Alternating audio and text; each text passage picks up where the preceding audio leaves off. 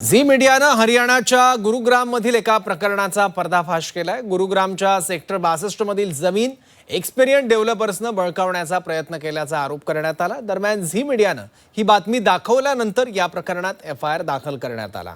पाहूयात या संदर्भातला रिपोर्ट।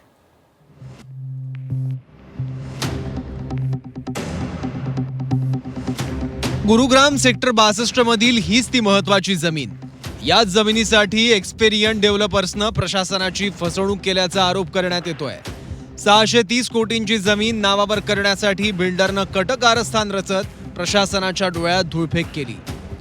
या प्रकरणात ईडीनं केलेल्या तक्रारीनंतर दिल्ली गुन्हे शाखेनं एफआयआर दाखल केली आहे। एक्सपेरियंट डेव्हलपर्स आणि एक्सपेरियंट कॅपिटल विरोधात एफआयआर दाखल करण्यात आली। एक्सपेरियंट बिल्डरचा पर्दाफाश झी न्यूजनं आधीच केला होता। त्यानंतरच या प्रकरणाच्या चौकशीची चक्र फिरली आहे। मागील काही महिन्यांपासून या प्रकरणाची चौकशी सुरू होती। ही जमीन बळकावण्यासाठी मोठं चक्रव्यूह सुद्धा रचण्यात आलं होतं। डिग्निटी बिल्डकॉननं स्टँडर्ड चार्टर्ड बँक आणि ब्लॅकस्टोन सारख्या 6 समूहाकडून 992 कोटींपेक्षा जास्त कर्ज घेतलं। ईडीच्या आरोपानुसार एक्सपेरियंट डेव्हलपर्सनं डिग्निटी बिल्डकॉनची संपत्ती कवडीमोल भावात म्हणजेच 332 कोटीत नावावर करण्याचा प्रयत्न केला। ईडीच्या तपासानुसार एक्सपेरियंट ग्रुपला नियमानुसार कंपनी खरेदी करता येत नव्हती। त्यामुळे त्यांनी कोर्टात याचिका दाखल करत वेळ घालवण्याचा प्रयत्न केला। तसंच या जमिनीसाठी एक्सपेरियंट ग्रुपनं त्यांच्या दुसऱ्या कंपनीचा देखील वापर केलाय। तपासानुसार एक्सपेरियंट कॅपिटलनं 160 कोटी रुपये देऊन स्टँडर्ड चार्टर्ड बँकेचे शेअर्स विकत घेतले। शेअर्स विकत घेऊन 50% वोटिंग राईट्सही मिळवले।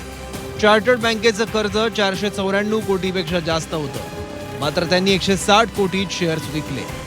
ब्लॅकस्टोन समूहाशी संबंधित 58 कोटींचे शेअर्स अर्ध्या किमतीत म्हणजे 25 कोटींना एक्सपेरियंट ग्रुपला विकले। यानंतर या ग्रुपनं 10% वोटिंग राईट्सही मिळवले आहेत। सीओसीवर कब्जा करण्यासाठी एक्सपेरियंट ग्रुपनं हे शेअर्स विकत घेतले, कारण सीओसीच ठरवतं की दिवाळखोरीत गेलेली कंपनी कोणाला विकली जाणार, म्हणजेच विकत घेणारा पण मीच आणि कोणाला कंपनी द्यायची हे मीच ठरवणार असा ग्रुपचा प्लॅन होता।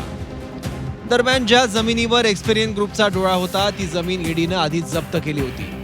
दरम्यान या सर्व घोटाळ्यानंतर एक्सपेरियंट ग्रुपवर दिवाळखोरी प्रक्रियेचा चुकीचा वापर आणि कमी किमतीत जमीन खरेदी केल्याचा आरोप आहे। याचा तपास आता दिल्ली पोलिसांकडे आहे। दरम्यान या प्रकरणात समावेश असलेल्या कंपनीविरोधात चार्जशीट फाईल करून त्यांच्यावर आता कारवाई होण्याची शक्यता आहे। परिवेश वात्स्यायन, झी मीडिया, दिल्ली।